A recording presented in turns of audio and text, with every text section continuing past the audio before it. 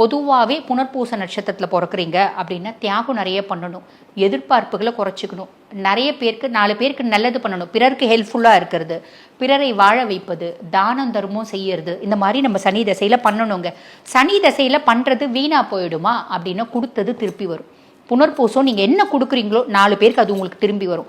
நீங்கள் பொதுவாகவே 4 பேருக்கு நல்லதை தான் கொடுப்பீங்க. முக்கியமாக சனி தசையில் இன்னும் கொஞ்சம் நல்லது கொடுங்க, கண்டிப்பாக அது வட்டியோடு திரும்பி வரும் அப்படின்றதுல எல்லளவும் சந்தேகம் இல்லை அப்படின்னு சொல்லலாம். சரி, சனி தசை முடியுது, தோராயமாக 29 வயசு வரைக்கும் சனி தசை. அதுக்கப்புறம் வந்து பாருங்கள் புதன் மகாதசை 29லேருந்து 46 வரைக்கும் புதன் தசை.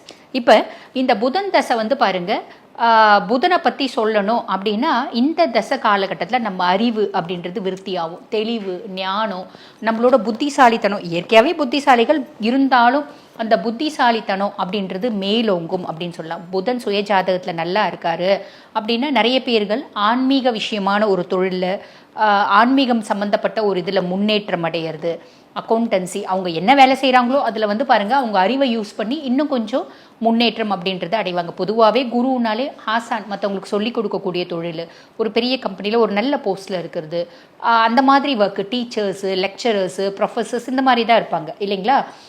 அதுக்கும் மேலே மிதுனமாக இருக்காங்க அப்படின்னா அட்வொகேட்ஸாக இருப்பாங்க, ஃபாரினில் இருப்பாங்க, கடகமாக இருந்தால் நிறைய பேர் ஃபாரினில் இருப்பாங்க, நிறைய என்ஜிஓஸில் இருப்பாங்க, இந்த மாதிரி நிறைய விஷயங்கள் இருக்க தான் செய்யும். புதன் நல்லா இருக்காரு அப்படின்னா அவங்களோட பொசிஷன் இன்னும் கொஞ்சம் ஹை ஆகும்.